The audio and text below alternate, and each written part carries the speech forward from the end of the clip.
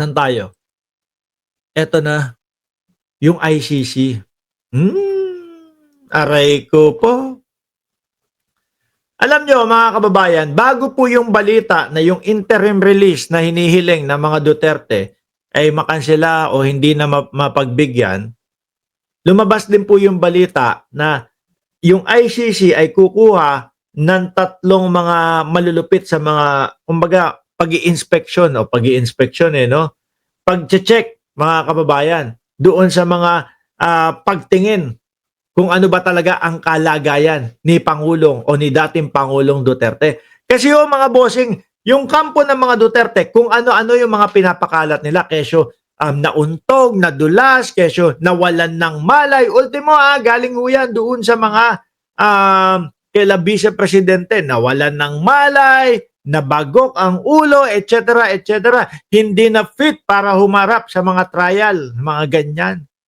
Kaya dapat interim release na. Actually, kakasabi nga lang ni Roque nung isang araw tingin niya daw mapapayagan yung interim release ng dating Pangulong Duterte. Kaso sorry, wala. No? Hindi mangyayari. Isa sa dahilan, mga kababayan, tingin ko, na nakaapekto doon sa hindi bibigay ng interim release ng dating Pangulong Duterte, Senado ng Pilipinas. Oo. Hello. Tsaka yung mga yung mga ano sabi nila doon, pa home yung iuwi daw. Sa bahay na lang daw ikulong. Senado ng Pilipinas. Sila na nanawagan doon, di ba? Bakit to? Kasi hindi sila marunong magpanggap. No?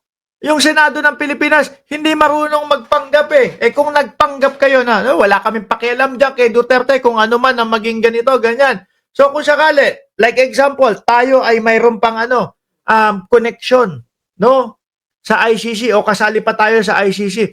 Ang magiging iisipin ng ICC niyan, sige, iuwi natin sa Pilipinas. Kasi sa Pilipinas, wala yung tipo bang lakas si Duterte, no?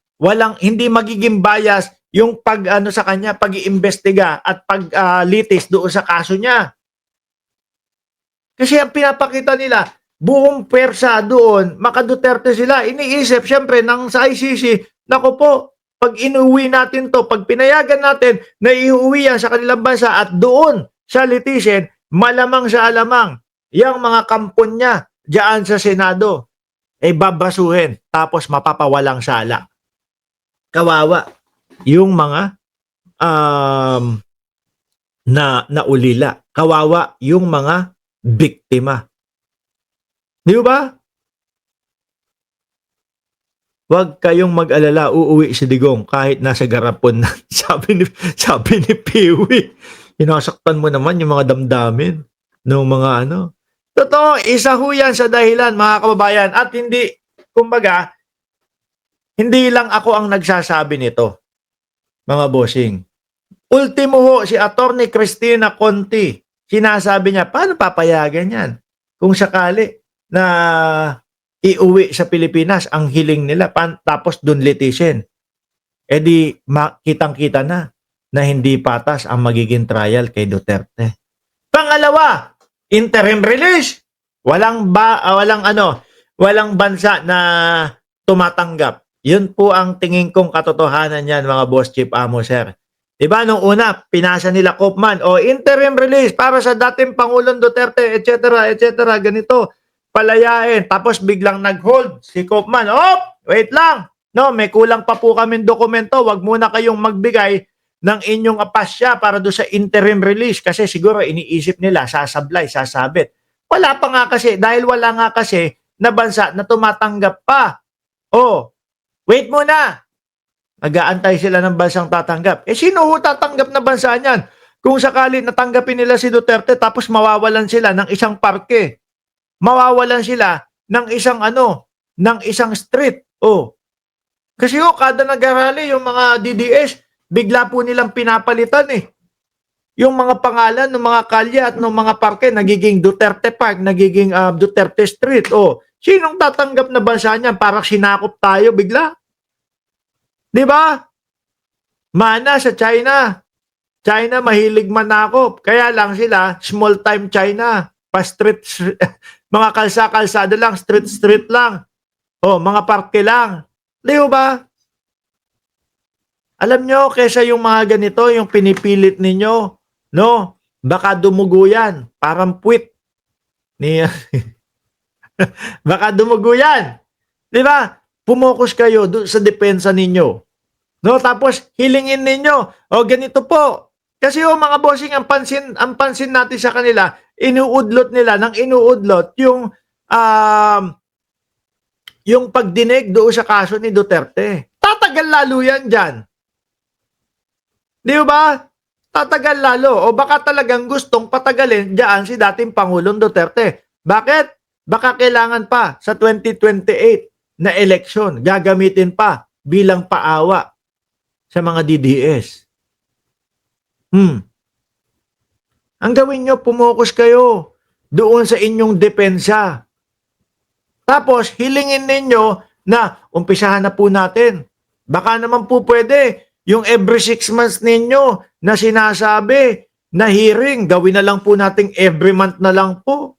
No, kasi matanda na yung namin, yung kliyente namin. Sa katandaan po na yan, baka dito na po matapos ang buhay niyan. 'Di ba?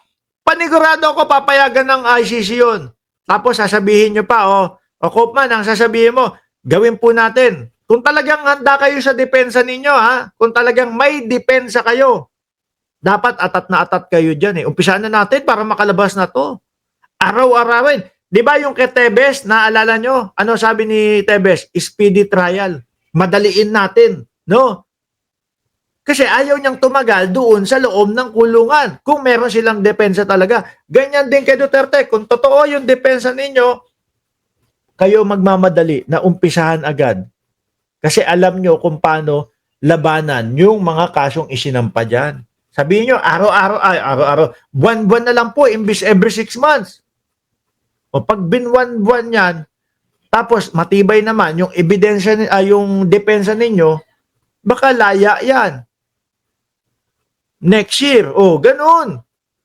Diba, hindi, parang yung mga style nila, puro pampatagal lang Biruin mo, udlutin mo ng udlutin yung mga hearing. O ano mangyayari niya? Hindi naman Pilipinas yan na madadala o makukuha nyo doon sa mga paawa-awa na si Duterte, hindi na po hindi na nakakapag-isip, hindi na po ganito, ganyan.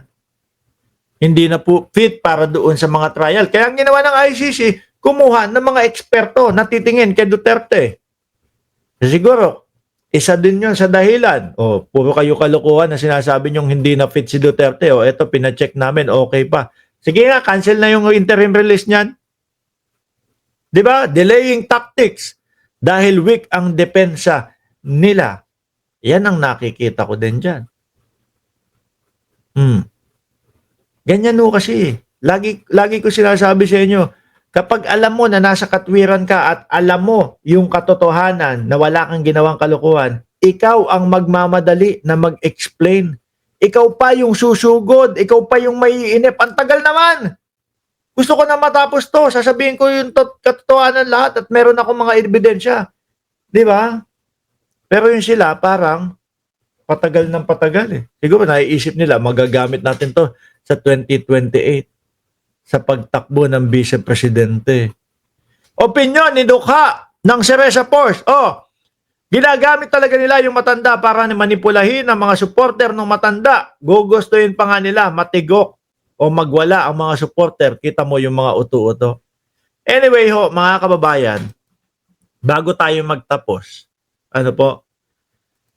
bago tayo matulog lahat, ipagdasal po natin ang Pilipinas, mga kababayan. Ulitin ko Wag po doon sa mga magsasabi na sila po yung nagpahinto ng lindol. Doon po sa totoong may lalang sa atin o may gawa sa atin. Magdasal po tayo ng taimtim. Although alam naman natin na hindi yung lokasyon po ng Pilipinas nasa kalagitnaan po nasa ring of fire po, talagang hindi maiiwasan yung mga ganyang mga sakuna. Ipagdasal po natin na sana sa mga darating o mga hindi maiwasang mga sakuna na ganyan, iligtas po ang bawat Pilipino. Mapa DDS, mapa Pinklawan, kakamping, mapa government supporter. Pag po kalamidad na mga ganyan, sakuna, wala po tayong kulay-kulay. No? Muli po, mga kababayan, ipopromote ko ulit itong isang channel natin.